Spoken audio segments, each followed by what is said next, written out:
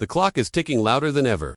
3 straight losses, a Western Conference that's more brutal than anyone anticipated, and a roster hole so obvious that even casual fans can see it from the nosebleeds. But here's what most people aren't talking about. While everyone's focused on our recent struggles, Rob Pelinka has been quietly monitoring a situation across the Bay Area that could completely change our season. And the timing couldn't be more perfect. Welcome to Lakers News Fan Report, your #1 source for breaking Lakers news, exclusive insights, and the deep analysis you need to stay ahead of the game. This is where you get the real story behind every move, every decision, and every possibility that affects our purple and gold. Hit that subscribe button right now and turn on notifications because what I'm about to break down could define the rest of our championship chase. Let's start with the uncomfortable truth. The Lakers are struggling right now, and anyone who says otherwise isn't paying attention. That loss to Sacramento on Monday night was painful. The defense looked lost, the perimeter shooting was inconsistent, and most concerning of all, we're watching teams exploit the same weaknesses game after game without us having a real answer. We're 23-14, which sounds decent on paper, but when you dig deeper into the numbers and watch the actual games, you know something needs to change. The wing position has become our Achilles heel. I've been saying this for weeks, and the recent stretch of games has only confirmed what we already knew. We need size, versatility, and legitimate 3-and-D capability from that position. Dalton Knecht showed flashes early in the season that got everyone excited, but the consistency hasn't been there. He's young, he's learning, and I still believe in his potential, but right now, in the middle of a championship push with LeBron James and Luka Doncic in their primes, we can't afford to wait for development. We need impact now. Think about the teams we're competing against in the West. Oklahoma City has length and switchability all over their roster. Denver has the two-way versatility around Jokic that makes them so difficult to scheme against. Minnesota's defensive identity is built on having multiple defenders who can guard positions 1 through 4. We're in an arms race, and standing still means falling behind. The trade deadline is approaching fast, and this is when championship organizations make the moves that separate contenders from pretenders. JJ Redick knows this better than anyone. He's been vocal about what this team needs, and while he's diplomatic in public, you can read between the lines. We need a wing who can defend multiple positions, knock down the corner 3 consistently, and not be a liability when teams switch everything in playoff basketball. That's not asking for a superstar. That's asking for a role player who does specific things at a high level. But here's the problem. That type of player is incredibly valuable in today's NBA, and every competitive team is looking for the exact same profile. The wing market is limited. I've been studying the landscape for weeks, talking to people around the league, analyzing which players might actually be available.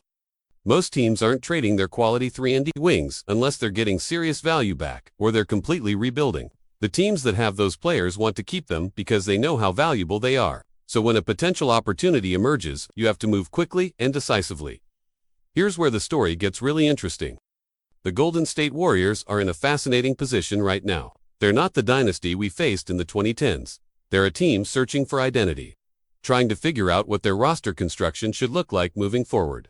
Steph Curry is still playing at an elite level, but the supporting cast around him hasn't clicked the way they hoped.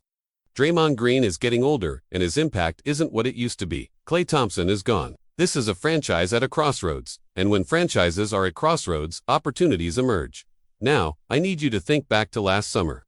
Free agency was chaotic as always, with teams scrambling to improve their rosters and players looking for the right situations. During that period, there was a contract situation developing in Golden State that caught a lot of attention around the league. A young player, someone with immense physical tools and potential, was going through a negotiation impasse with the Warriors. The player wanted one thing. The organization valued him differently, and there was tension in how everything played out. According to Jake Fisher from The Athletic, one of the most connected reporters in basketball, the Lakers were paying very close attention to that situation. We weren't just casually observing from a distance. We were actively monitoring, making inquiries, understanding the dynamics of what was happening. That tells you everything you need to know about how our management views this particular player. When Rob Pelinka starts making those kinds of moves during free agency, it's because he sees a fit. He sees a solution to a problem we have. The player I'm talking about is 23 years old. He's got the size and athleticism that you can't teach. At 6'7" with a 7-foot wingspan, he has the physical profile to guard multiple positions and switch on to different types of players. He's explosive, he can finish above the rim. He has the lateral quickness to stay in front of guards on the perimeter. From a pure physical talent standpoint, he checks every box you could want in a modern NBA wing. But here's what makes this situation even more compelling. that interest from last summer didn't just disappear. The Lakers have continued monitoring his situation closely.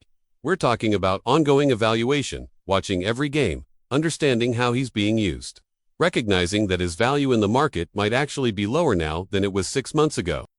And when a player's market value drops while their physical tools remain elite, that's when smart organizations pounce. Jonathan Kuminga, that's the name I'm talking about.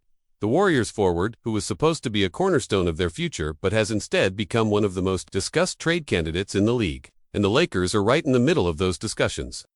This isn't speculation based on nothing. This is based on actual reporting from credible sources. Based on the Lakers' documented interest from last summer, based on the reality that both teams are in situations where a deal could make sense. Let's break down Kuminga's current situation because it's complicated. This season, he's averaging 11.8 points, 6.2 rebounds, and 2.6 assists per game. Those numbers are solid but not spectacular. His shooting percentages tell a story of inconsistency. 43.1% from the field is below what you want from a wing player.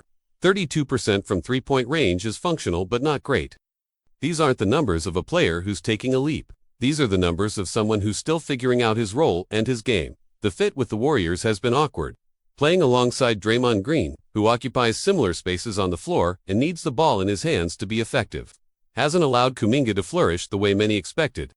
Steve Kerr's system requires constant movement, high basketball IQ, and willingness to play within structure. Kuminga is more of a straight-line attacker who thrives in space and transition.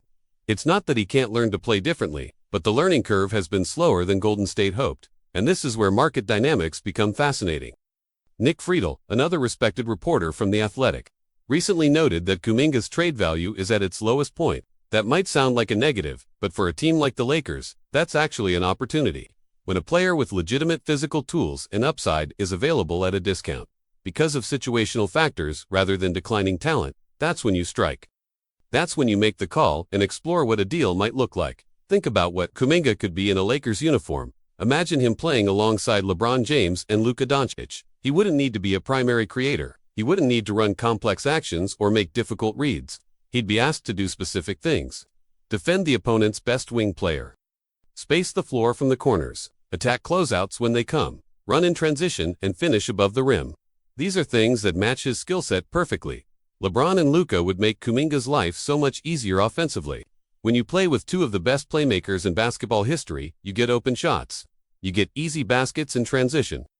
You get put in positions to succeed without needing to create everything yourself. The Warriors haven't been able to provide that kind of support structure. The Lakers absolutely can. That's not a knock on Golden State. It's just the reality of roster construction and how different players fit different systems. Defensively, this is where Kuminga could really shine in purple and gold. Our biggest weakness has been defending quick, athletic wings who can create their own shot. Kuminga has the physical tools to at least make those players work for everything. He's got the size to bother their shots, the quickness to stay in front on drives, and the length to contest without fouling. Would he be an all-defense level player immediately? Probably not. But would he be a significant upgrade over what we currently have at that position? Absolutely. The Lakers aren't the only team interested. Sacramento Kings have been circling Kuminga for months. They tried to put together a package during the offseason that would have centered around Malik Monk, but the Warriors weren't interested in taking on that contract, and the Kings didn't want to include future first-round picks. That deal never got traction. Phoenix Suns also kicked the tires during the summer. But their surprising success this season has taken away their urgency to make moves. They're playing well and don't feel the need to shake things up. This limited competition actually helps the Lakers. When you're not in a bidding war with 5 teams, you can negotiate from a position of strength. You can structure a deal that works for both sides without having to overpay just to beat other offers. Rob Pelinka is one of the best negotiators in the league. If there's a deal to be made that doesn't sacrifice our core or mortgage our future, he'll find it. What would a realistic package look like? The Lakers would need to match salary, which probably means including Rui Hachimura or a combination of players like Gabe Vincent and Jard Vanderbilt. We'd likely need to include a future first-round pick or multiple second-round picks. That's not cheap, but for a 23-year-old with Kuminga's physical tools and upside, it's the cost of doing business. You're not getting an impact player without giving up something of value. The question becomes whether Kuminga at his current level is worth the price. And here's where I lean optimistic. I believe Kuminga's struggles in Golden State are more about fit than talent. I believe playing in a system built around LeBron and Luka's strengths would simplify his role and allow his physical gifts to shine. I believe our coaching staff, which has done an excellent job developing players this season, could help him take that next step. The risk is real, but the potential reward is exactly what we need to compete for a championship. The trade deadline is February 6th. That's less than a month away. Decisions need to be made. Rob Pelinka and the Lakers management team are evaluating every option, weighing every possibility, understanding that one move could be the difference between a deep playoff run and an early exit. Kuminga represents one of the most intriguing options available. Not the safest option, not the most proven option, but one with legitimate upside and a physical profile we desperately need. Both the Lakers and Warriors are going through rough patches right now. We're on a 3-game losing streak. They're struggling to find consistency. But LA is still better positioned in the standings, still has the star power to compete with anyone when we're playing our best basketball. The Warriors are searching for answers about their future. That creates a scenario where a deal could benefit both franchises. Golden State could get assets to continue retooling. The Lakers could get a young wing who fits an immediate need. I'm choosing to be optimistic about this possibility. I believe Kuminga in the Lakers uniform would be special. I believe the combination of his youth, athleticism, and defensive potential alongside our championship-level stars would create something dangerous. The Western Conference is brutal, and we need every advantage we can get. Adding a 23-year-old wing with his physical tools would be exactly the kind of advantage that makes a difference in April and May. The clock is ticking toward the deadline. Conversations are happening.